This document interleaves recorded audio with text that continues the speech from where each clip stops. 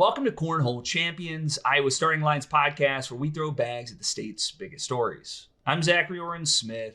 Iowa Starting Line is digging into why Iowa has the second highest cancer rate in the nation. Today, we're looking at how our understanding of chemical safety evolves over time and what that means for a state that leads the nation in pesticide use. My guest today is Dr. David Cwiertny, a professor of civil and environmental engineering at the University of Iowa. He studies water quality and environmental chemistry. Dr. Cwiertny's research focuses on how agricultural chemicals move through our environment and the long-term health implications of that exposure. His work has tracked everything from atrazine levels in the Mississippi River to how regulatory science changes as new data emerges. Hey, David. Hey, Zach, thanks for having me. I'm glad you're here. I'm excited to talk to you because you've been kind of at least if you're interested in water quality, you're kind of one of these guys that they trot on stage for anything, right? Because I think with your work at the University of Iowa, I think you're at a kind of a high enough perch to kind of have that kind of bird's eye view on a lot of this work. But I think you also have like a lot of area expertise with your work with the Water Sensors Network. And I want to begin with your expertise in tracking pesticide use patterns in Iowa. I think it was you that explained to me that the USGS, United States Geologic Survey, has data going back decades that kind of tracks chemical use over time. It's this really great data set as we're trying to figure out kind of what has been used, where and when, to what extent. Tell me a little bit about your work kind of looking at these chemicals over time. Sure. We use a lot of pesticides. And so when I use the word pesticide, that's sort of a broad class. That's the things we use to go after weeds, like your herbicides, things that go after insects, your insecticides, things that go after fungus, like fungicides, and even, we don't study them because they don't get used as much, but even sometimes things like rodenticides get sort of jumped in because they're all pests, right? So pesticide is a broad catch-all term. We use a lot of them, each of those classes really, and often in combination in a sustained way across the planting season.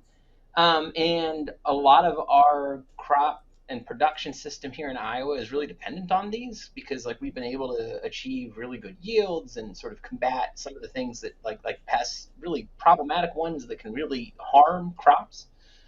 But, one of the things we teach to our students here at the University of Iowa is like this idea of mass balance. When you add something to the environment, it doesn't go away. It might transform. It might take on a new shape. It certainly can move, but it's still there. And so a lot of the work we try to do is measure what's in our waterways.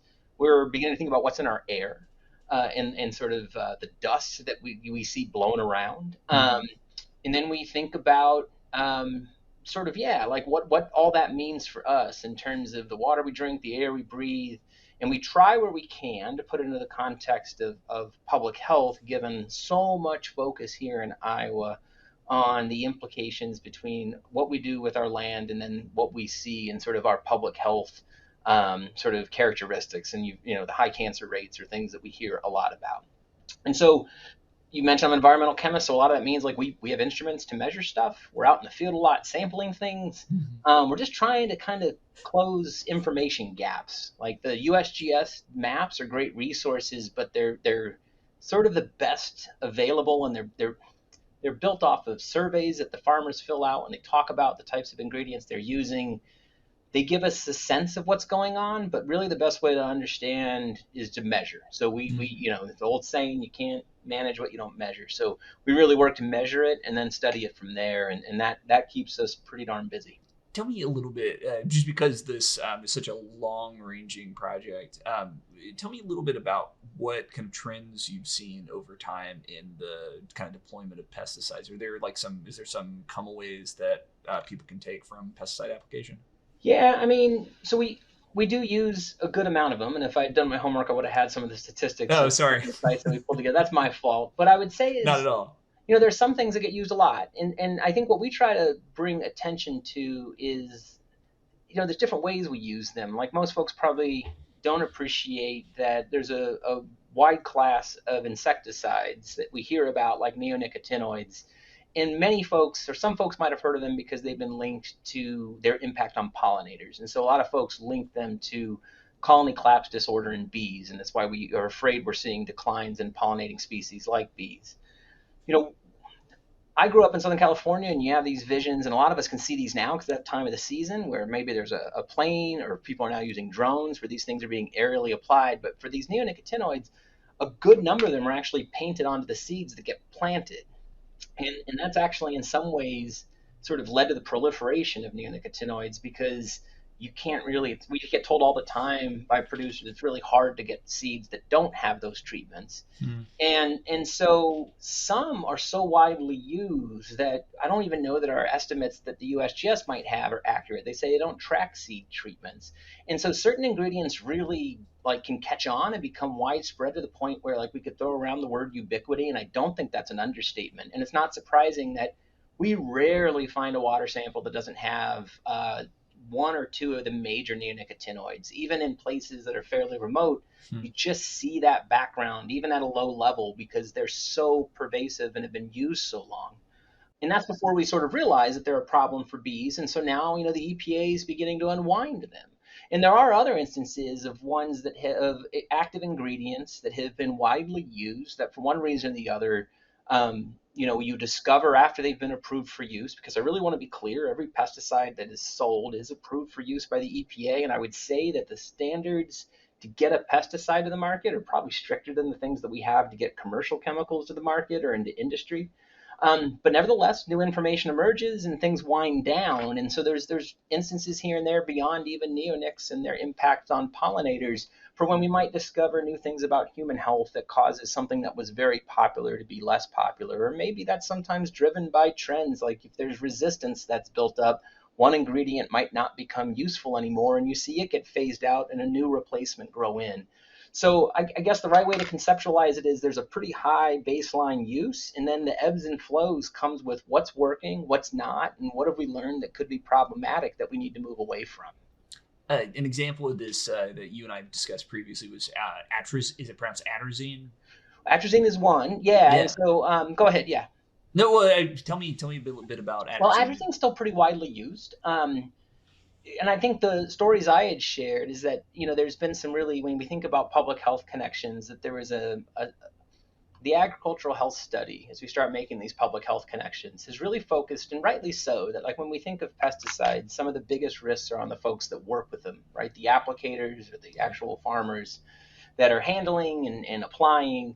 And so that study, the agricultural health study, has been sponsored by the National Cancer Institute. It's tracked, I think it's like 90,000 pesticide farmers that are the applicators and their spouses in North Carolina and Iowa. So it's a great repository of information here in Iowa where they've tracked health effects in this study population. Back in like 2011, I think there was an assessment that was put out where they were just sort of looking at potential associations between farmers that have used atrazine and if there was any sort of instances of cancer that were then sort of associated with atrazine use. And at the time, they didn't see any strong associations and published that paper. But they just recently sort of published a new revised assessment because they've kept collecting data all this time and are finding now, here in 2024 and 2025, atrazine use is associated with different forms of cancer. And there's a large number that sort of are highlighted. And again, these are just associations that you're sort of tracking the health of this cohort of participants in that study. You're tracking what they've used in their products on their farm, and then you're seeing if there's these associations that prop out using statistics and other things. And so it just sort of goes to show, I like showing those two studies side by side because it's the same study, the same authors, and a completely different takeaway from it. Mm-hmm. And this does happen, right? Like, again, I sometimes it's the ecological piece, and you'll see the EPA, what they say they do is they revoke the registration of a pesticide. That means they're sort of pulling back its availability to be used. And this happens. There was just a pretty high profile instance was chlorpyrifos, which is a pesticide that some folks have pretty convincingly linked to, it's like a neurotoxin. And the Obama administration had moved to revoke the licenses or the registrations of it. And so it was no longer going to be used. Now it's kind of become political, where I think it's kind of in a gray area. But and I don't know, honestly, if the registration has been completely revoked in the new administration since Obama. But the take-home message ends up being that, like, we keep studying these chemicals. Once they're in the marketplace, once they're being used, the science doesn't stop. And we get better at detecting occurrence and problems that could associate with those occurrences. And so I think we should always anticipate, whether it's chemicals used in agriculture, commerce, industry, medicine, that new knowledge can say what we once thought was okay may not be, and we need to be sort of nimble in responding to that. But that's very hard. Well, and I think that's like, I mean, constitutionally difficult, right? I mean the document, but I mean like just our when we learn something to be a fact, it's tough. I think it's tough to reconsider new evidence. It's the scientific method certainly, but like that's not. Most of us don't. Have that sort of embodied sense that new information will come out, and I need to adjust based on that information. Science in my mind is funny. Science is slow, but it's always outpaces policy. And there's many examples you can look at that, like I said, aren't even sometimes pesticide related. Everyone's been talking about forever chemicals, and there are some links to applications and pesticides. But, we've known there's been people researching those since 2000, knowing they're problematic in drinking water. And we're just now in 2025 getting around to seeing drinking water standards. And so that sort of decade to 2 decade lag between maybe when there's scientific discovery that something's problematic to where we sort of muster the collective will to actually shift policy and maybe get new restrictions in place, that you see that time and time again. And that's really hard when you live in a place like Iowa, where a lot of these chemicals get used and come to bear, and we have these vulnerabilities. And we could be in this gray area of, well, the legislation or the policy still says it's safe, but there's all this emerging science that says it may not be. What do we actually do? And there's not a lot of good answers there. It puts a lot of folks in the middle. And that's the nitrate debate here in Iowa. And you see it with glyphosate and some of these other active ingredients. And that's the real challenge, because now you've got multiple sides of these arguments and echo chambers of social media and everything else that make it very difficult for folks to kind of understand what's real and I should be concerned about and what's just noise. Based on that, I mean, like I could understand someone out there thinking that, I don't know, kind of throwing their hands up and saying like, well, there's not much I can do, right? The apparatus of the government will do what it'll do. The apparatus of the science, R&D infrastructure of this country will do what it's going to do. But like, surely there's something, right? That some way to kind of go process this information, not just kind of like ride the wave of every new study. Yeah, I mean, I think some of it is stay informed. Like, I think one of the challenges we have here in Iowa is it's easy for Iowans to think, all of these things are risks to me. Mm-hmm. And in reality, it's probably not all those things. It may be one or two things, or it may be no things, depending on where you live and who's providing your water and what's happening. Like, are you upwind or downwind? And I know that sucks to hear, but at the same time, like, we're always advocating. I always try to advocate where I can, like, try to get as informed as you can about like where you are and what your vulnerabilities may be. And then at the same time, I do think there's opportunities for a shift in mindset where we shouldn't sit around and assume that just the baseline scenario is we have to wait decades to confirm suspicions and finally act. Like the other things we talk about a lot, particularly when it comes to things like our water and our air and nitrate and pesticides, is we could do things differently. We could assume that there are these vulnerabilities and we should be responsive to them, even if the science isn't 100% settled, but it's convincing enough that we might want to be more proactive than not. We just don't do that. We could. There's things we could do to try to protect folks here and there. And then there's folks that have shown us different models to agriculture. Like Matt Liebman did all this great work when he was at Iowa State. He's now retired, showing that there's ways to do different types of crop production that can be less chemically intensive and not necessarily sacrifice profit, because you may not get the yields, but you're not having to buy as much product. And so, like, I just wish we could have a more sort of forward-looking conversation, that it doesn't have to be either or. Like, there are ways we could do this that could be productive, and start to say that we don't necessarily have to do it this way, particularly if we're concerned there might be problems that are resulting from it. Bringing us to a close, you said something in a previous conversation that I've been thinking a lot about as I've been going around trying to learn more about the environmental impacts on and its relationship to our cancer problem. And that said, you said that don't let me misquote you, but that the data, the science is a little murky, right? That everyone wants this like one-to-one connection between that X chemical causes it. You get exposure, and that maps one-to-one with how much cancer you got rocking around in your body, right? But that's not exactly we will never get that, right? And so there's this kind of I don't know. It's been something I've been thinking about. I wondered if you'd walk me through kind of what you meant by that. Sure. I mean, I would say, like, unfortunately, some of the only really instances where people can be quite clear that, like, I'm sick because of that event are usually these, like, really tragic occupational exposures or accidental releases that go unnoticed, and people are just end up sort of being, there's clear evidence that they've been in this situation where they're getting exposed to something they shouldn't.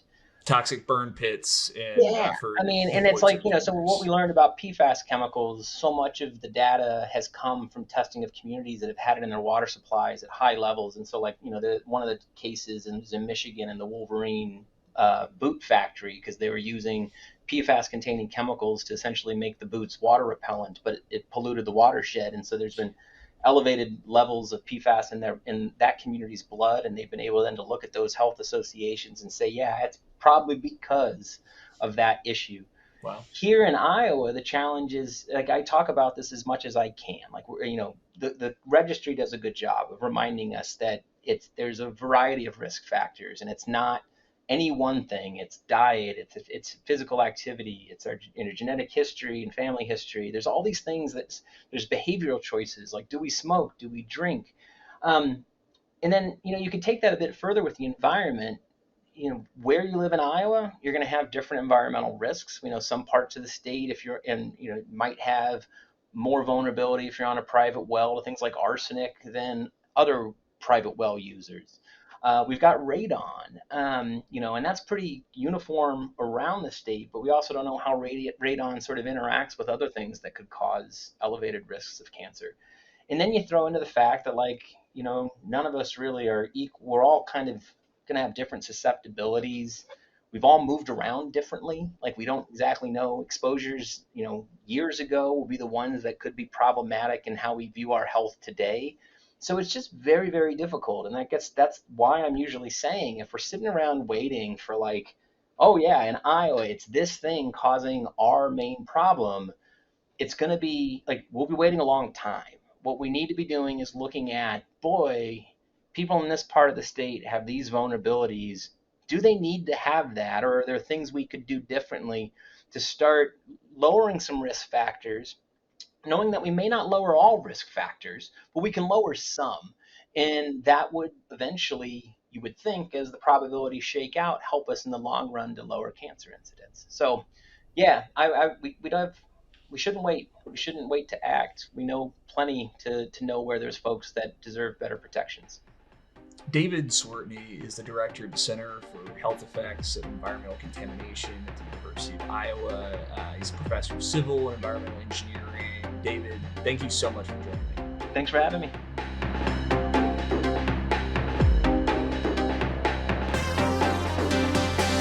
That was another episode of Cornhole Champions. If you like the show, here are some things you can do to support its growth. 1, go subscribe to our show at our home on youtube.com. Like and subscribe to help us grow values-driven media on the platform. 2, get my newsletter and get these episodes straight to your email every Wednesday morning that they drop. That's at cornholechampions.substack.com. 3, to catch up on the newest work we've been doing here at Iowa Starting Line, follow our Instagram and TikTok. 4, sign up for Iowa Starting Line's flagship newsletter at iowastartinglinecom/newsletter. There's a ton of ways you can support this work, but really it does a lot when folks decide to sign up at these places. Cornhole Champions is a weekly podcast powered by Iowa Starting Line. This podcast is produced by me and edited by Rebecca Steinberg. Our music is by Avery Mossman, and our show art is by Desirée Tapia. Cornhole Champions is a proud member of the Iowa Writers Collaborative. We'll see you with a new episode next Wednesday. Until then, I'm Zachary Orne Smith. Thanks for listening.